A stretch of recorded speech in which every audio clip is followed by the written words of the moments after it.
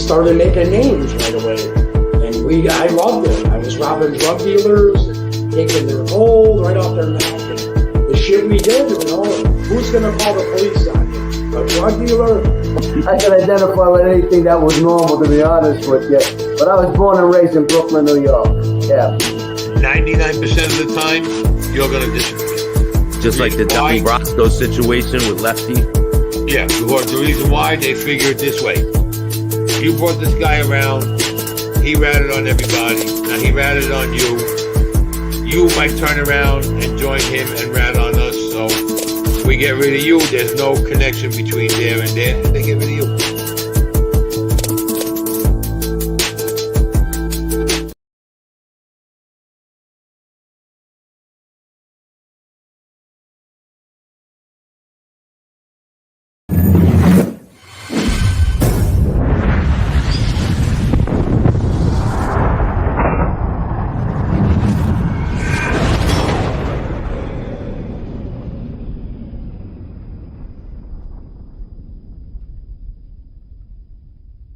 Welcome to this episode of Chattin with Staxx. I'm your host, Bill Staxx, and today I got Jeffery Sussman.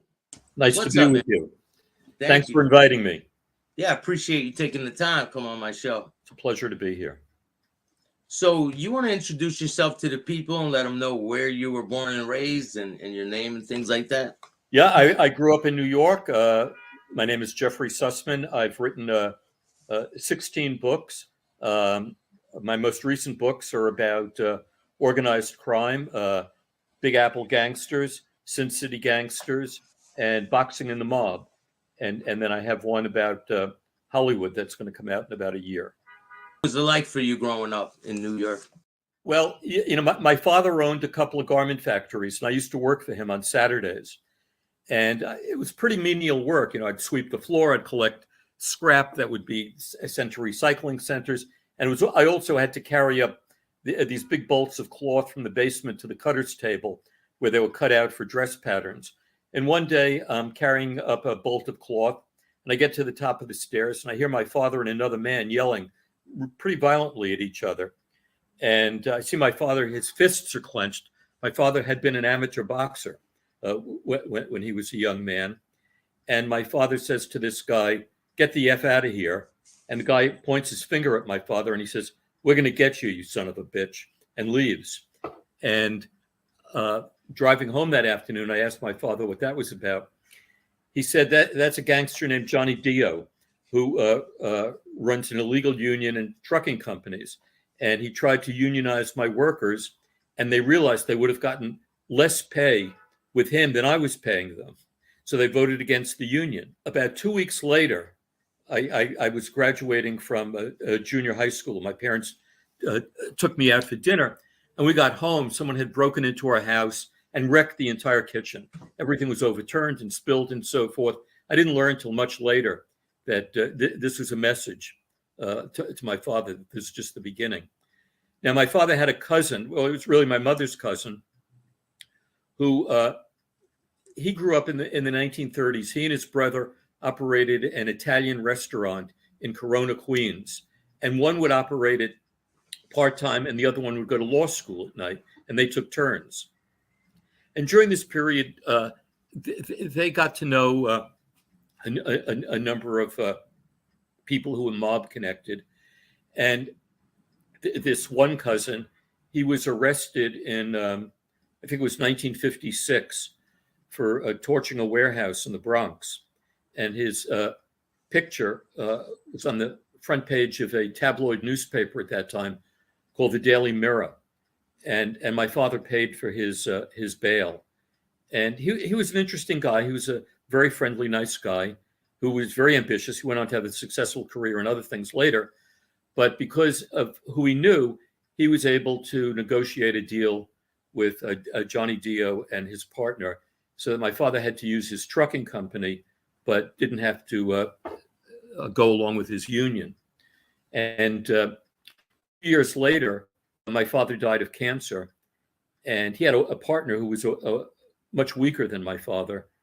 And the trucking company kept raising rates, making them more and more onerous until it became too much for the company to pay. So they started giving little pieces of the business away to the trucking company, and eventually they sold out the whole business to the trucking company, and the trucking company ran it for a while, and they would receive raw material for making dresses and so forth, and it developed a very good line of credit. But then they stopped paying their bills, and when they couldn't get any more lines of credit, they had been selling everything at a discount. In the meantime, they burnt down the building for the insurance money. So that was one thing that I encountered when I was growing up. The other thing, when I was 13, my father introduced me to an uncle of his, not a blood relation. He was an uncle by marriage. His name was Irving Kay, and he had been a bootlegger in the 1920s. And later on, I asked my father about this man, what he was and so forth. And he said Irving had been indicted in 1935 for the murder of a gangster named Dutch Schultz, but he was never tried. He beat the case. And so those were my, two formative years encounters with something having to do with organized crime. And then much later in life, I developed a very strong friendship with a man who was a doctor, whose father had been in the mob and had controlled all the illegal gambling in New York City for Frank Costello. And this friend of mine was the godson of Frank Costello in the Catholic sense, not in the mob sense. Yeah. And he told me a lot of stories about what it was like. His parents were divorced. His father lived in the penthouse of the Sherry Netherlands Hotel, was making a ton of money. His mother was a seamstress and lived in Brooklyn. He told me that one time Frank Costello and his father came in a big Cadillac limousine, and they took him up to Saratoga to the races, and they gave him $100 to bet on the races, and he lost it all. And he was angry at himself afterwards, he told me, because he could have given the money to his mother, who needed the money. Instead, he betted and lost it all. And then the other story he told me is that when he graduated from high school, Frank Costello, who was the real owner of Copacabana nightclub, he called Frank and asked him if he and his date could go to the Copacabana after the high school prom was over. And Frank arranged for them to have a table right in front of the stage. And when he asked the waiter for a check, the waiter said, "No, everything's been taken care of. There's no charge." So those were my encounters with things in the mob, which inspired me to write Big Apple Gangsters, The Rise and Decline of the Mob in New York. Then I had some other encounters that kind of inspired me to write Sin City Gangsters, The Rise and Decline of the Mob in Las Vegas. I had a marketing PR company for 30 years, and one of my clients was a trucking company based in Chicago. And whenever I would go to Chicago, the owner of the company would invite me out for dinner. So I was in Chicago, and he said I should meet him at his private club at 6:30 for dinner. I got there at about 6:15, and I saw he was standing at the bar with another man. And I went over to him, and he introduced me to this other fellow. He said, "Tony, this is Jeff. This is Tony." And then he said to me, "Why don't you tell the maitre d' you're with me, go in and sit down at a table, and I'll be in about 10 minutes. He came in after he had finished speaking with this man. He sat down with me, and I said, who was that guy you were talking to? He said, his name is Tony Accardo. He's head of the outfit here in Chicago. I had no idea who he was or what he was talking about. And then he pulls this metal button out of his jacket. I guess it was about this big. And it was a picture of Tony Accardo. And on the button, it said, "Happy birthday, Tough Tuna." And he said to me, he said, "Wear this button any place on Michigan Avenue or downtown Chicago, and no one's going to bother you. You could probably go into department stores and shoplift, and no one's going to stop you." I've heard that story before, the button story. And so, yeah, I didn't know who this guy was until I looked him up when I got back to New York, and I realized it. So then two other people I met that inspired my interest. My ex-wife and I owned a gymnastics school in New York. And one of the fathers came to pick up his daughter there. And we became friendly when we were talking. He was a big guy, about 6'5". He had a broken nose, but a kind of engaging grin. He looked like an old heavyweight prize fighter. And we were chatting, and he told me he was in the jewelry business, but he told me he loved going to Las Vegas, and that he was a compulsive craps player. But he said he was always losing a lot of money, and he owed the casinos money, but he figured out a way to not to lose any more money. He started what was called the Las Vegas junket, where he would take out, 20 or 30 high rollers on a chartered plane. These were guys who would drop $200,000 or $300,000 in a weekend, and he got a percentage of it, so it covered all of his gambling losses. So he not only made a profit, he was able to cover his gambling losses. His name was Big Julie Weintraub, and he was just a wonderful kind of character out of the old movies.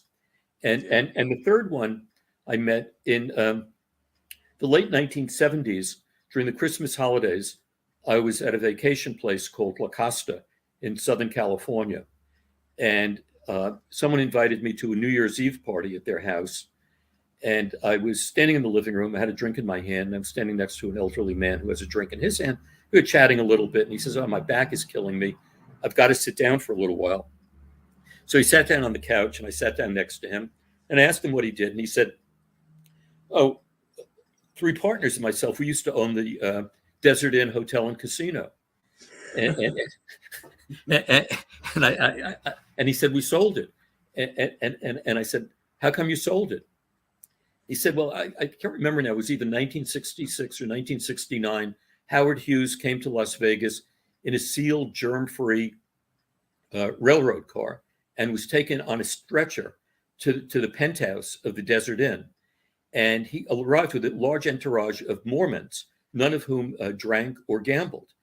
And they gave him the best rooms, and they were losing money because these guys didn't drink and didn't gamble. And it was during the Christmas holidays when a lot of high rollers came out, and they would comp them with these wonderful rooms. So they didn't have any great rooms to comp them with. So they wanted Howard Hughes out of there. And so he told me, he said, "We told Howard Hughes's emissary, either Howard had to buy the hotel or he had to leave." So the emissary went back to Howard Hughes, and he told him this. And Howard Hughes said, "Well, find out how much they want for the place." And they figured, well, we'll ask 4 times the value because he's not going to pay it and he'll move out. And instead, Howard Hughes said, "I'll buy it." And he bought the place. And then he went on to buy 12 more casinos in Las Vegas. This guy, by the way, his name was Morris Kleinman, and he was a partner with a big Las Vegas gangster and casino owner named Mo Dalitz. And then he had 2 other partners, a guy named Lou Rothkopf, and I think the 4th guy's name was Robert Tucker. I think there's a lot of people who don't understand how many people are really involved with this machine of the mob. Oh, it's amazing. It's extraordinary. In doing the research, the Big Apple gangsters, I learned that Meyer Lansky, Lucky Luciano, Bugsy Siegel, and Frank Costello were friends from the time they were teenagers. And it was Lucky Luciano and Bugsy Siegel who decided to get rid of the 2, what they call the Mustache Pete's bosses, Joe the Boss Masseria and Maranzano. And after they were assassinated, Meyer Lansky and Luciano formed the National Crime Syndicate. And they created a commission so that gang leaders from all around the country sat on this commission, including some of the leaders from the 5 families in New York. But what was interesting is the National Crime Syndicate had more power in many ways than the 5 mafia families of New York, who also sat on the commission. And so, for example, when they wanted to assassinate Albert Anastasia in 1957, they had to get Meyer Lansky's permission to do it. It was just how powerful the National Crime Syndicate. It was amazing. And this guy Mo Dalitz, who was the primary partner of these people at the Desert Inn, he was also sat on the National Crime Syndicate's board of directors. So do you know how many people sat on the commission? around that time? I think it was either 12 or 15, but I'm not certain. And there was different ethnicities, right? Oh, it was very multi-ethnic. So that was the other thing that I learned in doing the research. Probably, 50% of the founders of organized crime were Italian and 50% were Jewish. And they intermarried, they had interrelationships, and they cooperated on a number of different projects together. They had a meeting at a hotel in Atlantic City to work out their differences. And afterwards, Bugsy Siegel said to Meyer Lansky, he said, the Yids and the Guineas are not going to be fighting with each other anymore. And they're just going to cooperate on everything together. So I don't think some people out there don't understand that. So like the Italian mafia is one entity, and Right. the National Commission is a whole separate thing, but it involves the mafia, right? Right, exactly. So the 5 mafia families are primarily in New York and New Jersey and up in Boston and in Pennsylvania. But the National Crime Syndicate went from coast to coast and from Canada to Mexico. And their power was just enormous. It was extraordinary. Yeah, so Chicago was on board with the commission, right? And Right. then New York and Philadelphia has a seat on it, don't Right. they? Yes. And then there's Boston, there's Patriarca, there's And Trafficante. Trafficante from Florida and Carlos Marcella Yeah. from Louisiana. Russell Buffalino from Russell Buffalino, right. Yeah. And then there were all these guys. Well, the outfit was very multi-ethnic. It was primarily Italian and Jewish, but there were some Irish guys there and a couple of Swedish guys. And they had like subsidiaries in 5 or 6 Midwestern cities, such as Kansas City, Missouri, Cleveland, Detroit, and a couple of other places. And that was the group that came in the late 1970s and controlled 4 or 5 casinos in Las Vegas. See, the question I have is, and the people out there probably want to know this, if you're on the National Commission, right? You're a member Right. of this National Commission. How do you become a member? And do you have to go through a mafia family to become a member?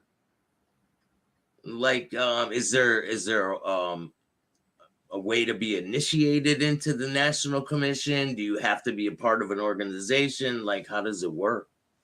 You don't have to go through the mafia to become a member of the National Crime Syndicate, because the mafia was primarily Italian, and then you had all these non-Italians who were members of the National Crime Syndicate. So you take a guy, let's say, like Mo Dalitz, who was head of a very big gang in Cleveland, and they wanted him because he controlled all the bootlegging that came into the Midwest from Canada during Prohibition. So it was very important that he be a member. To exclude him would have been to hurt their control over that area. So they took him, and they took a lot of other guys from the Midwest, from the South, from the Far West, and these guys all found a common interest, and basically they wanted to control organized crime, and they didn't want anyone interfering with their territory. So it was very territorial. So like Mo Dalitz's gang, they had to come to terms. The syndicate set up a relationship so that they could come to terms with a group called the Mayfield Road Gang, which was in the Midwest. And then there was a gang in Detroit called the Purple Gang. Yeah. And they had to come to terms with them, and they began using the Purple Gang the way the East Coast mobsters were using Murder Incorporated. Yeah, like Purple the Gambinos used the Westies, kind of like that, right? Exactly. Same principle. Exactly. So they would get these smaller ethnic gangs. So like the Purple Gang was all Jewish, the Westies were all Irish Catholics, and they had their own little territory, and they were never really, they never could get to be part of the syndicate, but the syndicate used them to carry out, murders and other things like that for them. So would the commission take like guys who are heads of gangs, right? A Right. different organization, doesn't matter the ethnicity. They would Right. take heads of different organizations and put them in the commission, right? That's Exactly. how they would do it. Right. Now, so say I'm the head of an organization, they put me in the commission. Would the 5 families in New York recognize me as being Yes. a part of the commission? They would. Yeah, but they might not include you in any of the mafia families, but they would recognize you and respect you as a member of the National Crime Syndicates Commission. Now, do they have an initiation process for the commission? Did they have? No, they would basically look at what you've been doing and how successful you've been at it. And if you've been very, very good, for instance, at avoiding getting arrested in jail time, that just showed how smart you were, and that was another positive in their evaluation of you. Yeah, so like Atlantic City was one of the commission meetings, right? One of the first. Right. And Al Capone was on the commission, right? Right. And the rumor is that during that meeting, I think Bugsy Siegel was there, Al Capone, Lucky Luciano, and they told the police that Al Capone had a gun. He gets arrested in Philadelphia because he wanted to kill a prosecutor around that time. He wanted to kill Dewey, or No. wanted to kill Elliot Ness, right? He wanted that the one who wanted to kill Dewey was That was Dutch Anastasia. Schultz. Dutch Schultz used Schultz. Anastasia to try to kill Dewey. And and Anastasia was in favor of it, and a guy named Jacob Gura Shapiro, who was a partner of Lepke Buchholzer, was in favor of it. But Luciano and Meyer Lansky said, "This is crazy. If you kill Dewey, we're going to bring down the wrath of God on us." And Dutch Schultz was very headstrong, and he left the meeting saying, "I don't care what you guys say. I'm getting Dewey," and that was his death sentence. He was at a steakhouse in Newark, New Jersey. Now the commission voted on this one, right? This Yeah, death is one that the commission voted on, and they Right. said, "No, he's got to go." Got to go, and they hired 3 guys from Murder Incorporated to do it, and then one of the guys had to cop a plea to it, and his name was Charlie the Bug Workman, and he went to prison, and I think he served 30 years in prison. And they released him, and then he got a job. He got a job in the garment center in New York after he was released from prison. And his, I forgot his son's name, but his son is a PGA golf champion. Wow, it's crazy how intertwined into society that these people really were when you think about it. It's amazing, and it's amazing how many businesses they infiltrated and controlled. It was just extraordinary. And now there's people who are related, off related, who are in control of some of their businesses still to this day. Exactly. I have a couple of very good friends who are criminal defense attorneys, and one of them gets a call. I'm not going to tell you by whom, but by the sons of they're 2 guys who are the sons of very famous gangsters. And they call them to check to make sure that they're not doing anything that's going to cause the government to indict them under the RICO statute, because they know that if you're indicted under that statute, you could go away for 100 years. And as he said, their fathers and older gangsters would say, "Okay, I accept the fact that I may get indicted and sentenced to 5 to 10 years, and I'll have to do 3 to 7, but then I'll be out." But no one wants to go away for 100 years. And so these guys are operating in the shadows, and they're very, very careful about what they do so they don't attract law enforcement. Yeah, but so the sons of gangsters, say we'll just pick one out of the hat, right? Joe Colombo's son, Joe. Right. He's still alive. He's not really involved with the mafia life, but he has that name and he has the influence. Right. But does that mean he's involved? I don't want to say one way or another. I don't know. And but you know, if people like him are involved, they don't want anybody to know that they are. You know, to admit that they're involved is to invite an investigation, and they don't want to have that problem. So what do you think about people who are involved with the life, like they're involved with the family, they're made men, and they cop out to a plea deal? And right there is admitting that they're in an organization, right? Exactly. So Right. I got a lot of backlash at some of the comments that I left. I said, these people in Philadelphia, they pleaded guilty to these charges that were brought against them. That's them admitting that they are part of a crime family. Right. It is. And people are telling me, no, that's not. Yeah, it is. Like, what are you talking about? It is. Though, you know, some of these people try to cut a very fine line. They'll admit to committing a crime, but at the same time, they'll deny that they're part of an organization. And the reason they denied that they're part of an organization is so that you can't hit them with a RICO statute.